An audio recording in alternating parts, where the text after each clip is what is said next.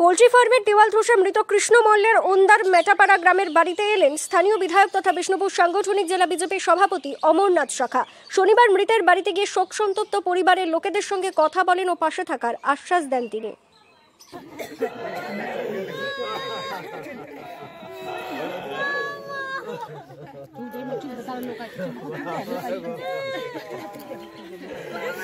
উল্লেখ্য, শুক্রবার দুপুরে তালডাংরার ডুমুরডিহা গ্রামে বিশালাকার এক পোল্ট্রি ফার্মের দেওয়াল ধসে মৃত্যু হয় ওন্দার মেটাপাড়া গ্রামের কৃষ্ণ মল্লের। ওই ঘটনায় গুরুতর আহত হয়ে হাসপাতালে চিকিৎসাধীন আরও 5 জন।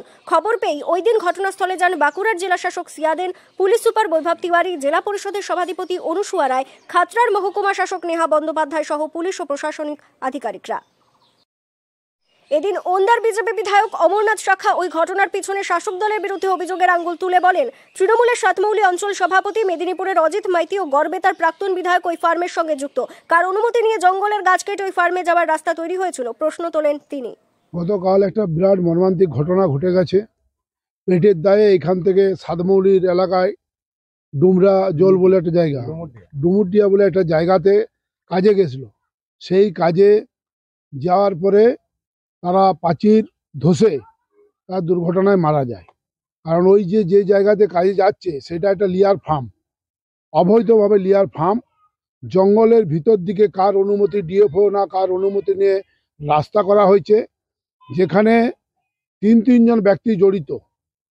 তৃণমূলের হচ্ছে সাতমৌলি অঞ্চল সভাপতি, মেদিনীপুরের অজিত মাইতি এবং গড়বেতার প্রাক্তন এমএলএ, তাদের এই ফার্ম, সেই অবৈধ ফার্ম তার পারমিশন আছে কিনা এবং জঙ্গলের মাঝে এবং ওইখানে ঢোকার কি করে পায়, সেই জায়গার লোকাল লোককে কাজে না লাগিয়ে বিভিন্ন প্রান্ত থেকে নিয়ে গেছে। 6 জন আহত। আমাদের এই সাইডের নাম কৃষ্ণ মল্ল, সে তো চিরতরে চলে গেছেন। আর একজনকার হাত বাদ চলে যাবে, আর একজন পিজিতে আছে, একজন বিষ্ণুপুরে আছে। তাদের যারা বেঁচে আছেন তাদের দ্রুত আরোগ্য কামনা করছি। কাজে যুক্ত আছে তাদের উপযুক্ত সাজা যাতে হয় তার ব্যবস্থা আমরা করব। অন্য কিছু আছে কিন্তু পুরাটাই অবৈধ এবং ভেস্টেড ল্যান্ডের উপরে। আর পশ্চিমবাংলায় এটা মুরগি চাষের পক্ষে বাঁকুড়া জেলা একটা বেছে নিয়েছে। সেই জায়গাতে দীর্ঘ 12 বছর এই তৃণমূল কংগ্রেসের যে কোনো ফার্ম পাবেন, কেউ না কেউ জড়িত আছে। কত সাল থেকে করে কমবে খাচ্ছে চুরি করে।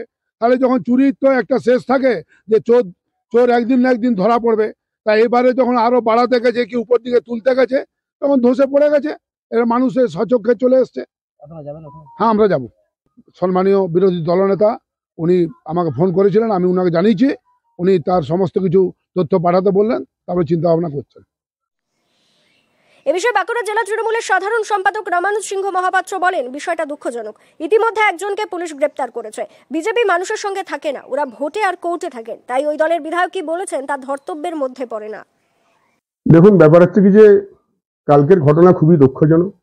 যিনি মারা গেছেন তার পরিবারের প্রতি আমি সমবেদনা জানাই। যারা আহত হয়েছেন তাদের দ্রুত আরোগ্য কামনা করি। তবে এই ক্ষেত্রে প্রশাসন আছে, তারা আইনের রাস্তাটা দেখে নেবে। আর ঘটনা ঘটার সঙ্গে সঙ্গে আমাদের সভাধিপতি, আমাদের বিষ্ণুপুরের বিধায়ক এবং আমাদের তালডাংরা ব্লক সভাপতি ঘটনাস্থলে গিয়েছিলেন এবং তারা আহতদের চিকিৎসার ব্যবস্থা করেছেন এবং যিনি মারা গিয়েছেন তাদের বাড়িতেও গিয়েছেন, পরিবারের সকলের সঙ্গে কথা বলেছেন এবং ঘটনা জন্য দায়ী যারা, তাদের বিরুদ্ধে প্রশাসনিক ব্যবস্থা নেওয়ার জন্য প্রশাসনকে তৎপর করেছেন এবং প্রশাসন অলরেডি ব্যবস্থা নিয়েছে। একজন গ্রেপ্তার হয়েছে এবং একটা একদম গ্যারান্টি যে আইনের পথে চলবে। এর সঙ্গে তৃণমূল কংগ্রেসের কোনো যোগাযোগ নেই। আর বিজেপির বিধায়ক কিন্তু মানুষের সঙ্গে থাকেন না, মানুষের পাশে থাকেন না। কোথাও কিছু একটা ঘটনা ঘটে গেলে সেখানে জিনিসটাকে জটিল করার জন্য সেখানে গিয়ে উপস্থিত হয়ে উল্টোপাল্টা অভিযোগ নিয়ে আসে। এদের তো মানুষের সঙ্গে কোনো যোগাযোগ নেই। এদের যোগাযোগ হচ্ছে এদের কোথায় কখন থাকে, ওরা ভোটে থাকে আর কোর্টে থাকে। অতএব কারণে ওদেরকে নিয়ে আমাদের কোনো বক্তব্য নেই। এরা মানুষের সঙ্গে নেই, মানুষের পাশে নেই, মানুষের সঙ্গে এদের কোনো যোগাযোগ নেই। বিভিন্ন জায়গায় অশান্তি সৃষ্টি করাটাই এদের একমাত্র উদ্দেশ্য।